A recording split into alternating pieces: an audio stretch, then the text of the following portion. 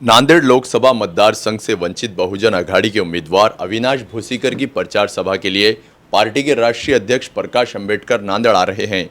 नांदेड़ शहर के नया मोंडा मैदान में 19 अप्रैल जुम्मा की दोपहर ये जाहिर सभा रखी गई है, जिससे प्रकाश अंबेडकर व पार्टी के अन्य नेता संबोधित करेंगे। इस कार्यक्रम में जनता से बड़ी संख्या में उपस्थित रहने की अपील पार्टी के राज्य प्रवक्ता फारूक अहमद ने की। अल्हम्दुलिल्लाह अल्लाह के करम से लोकसभा इंतखाबात में हम सब लोग पूरी ताकत से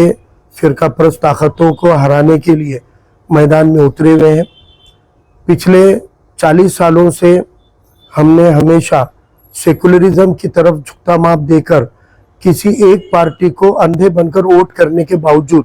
इन 40 सालों में 2 MP वाली पार्टी 300 से जायद आंकड़े तक चली गई और अब वो 400 से जायद होने का दम भर रहे हैं। तो कहीं ना कहीं इन 40 साल के तजुर्बों में एक ही पैटर्न से काम करके हमको कामयाबी नहीं मिली है, इसलिए एक नया तजुर्बा करने की बहुत ज़रूरत है। ये हम पिछले 15 सालों से हमारे समाजी सियासी जिंदगी में हम बोलते आए हैं, लेकिन 2014 में हमने एकजुट होकर जिसको जिताया वो भी, और हम एकजुट होकर जिधर गए उसकी वजह से जिसको जिता नहीं पाए, जो हार गया वो भी, तो हमारे वोटों से जीता हुआ भी और हमारे वोटों के बगैर जीता हुआ भी, दोनों भी आज नरेंद्र मोदी के मांडी पे बैठकर हमको चिढ़ाने का काम कर रहे हैं। तो हमारे 2014 और 19 के इसी पैटर्न पे अगर हम 24 को भी काम करेंगे तो उम्मीद नहीं है कि हमको कोई कामयाबी मिलेगी। और अगर खुदा न खास्ता किसी तरह से अगर समझो ऐसा होता है कि बीजेपी के जगह कांग्रेस भी अगर आ गई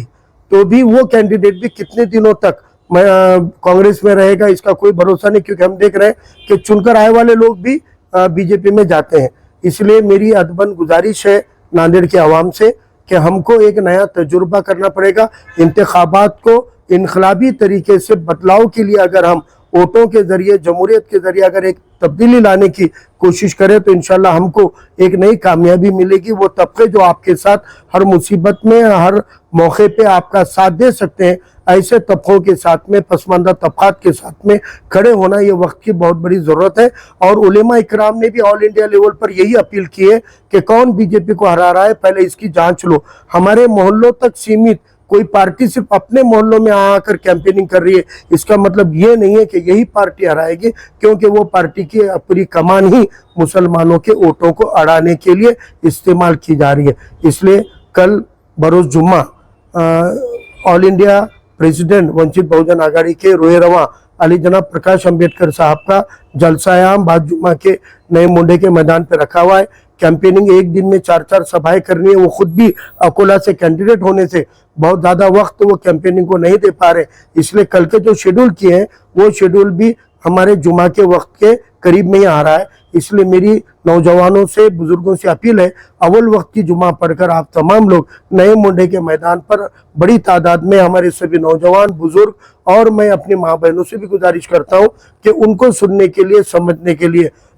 कल बड़ी तादाद में नए मुंडे के मैदान पर आप लोग शिरकत करें और वंचित बहुजन आघाड़ी का मौक़िफ़ क्या है, वंचित बहुजन आघाड़ी क्या करने जा रही है, इस बारे में इस जलसा आम में शिरकत करके इसको जाने। और एक मेरी अपील है कि आखिरी वक्त तक पूरे कैंपेनिंग को और सभी रिपोर्ट को लेने के बाद ही फिरका परस्तों को हराने वाला कैंडिडेट कौन होगा इसको सही समझकर वोट देना बहुत ज़रूरी है। और एक गुजारिश है कि 100% वोटिंग होनी चाहिए, इतना मैं अपील करता हूँ।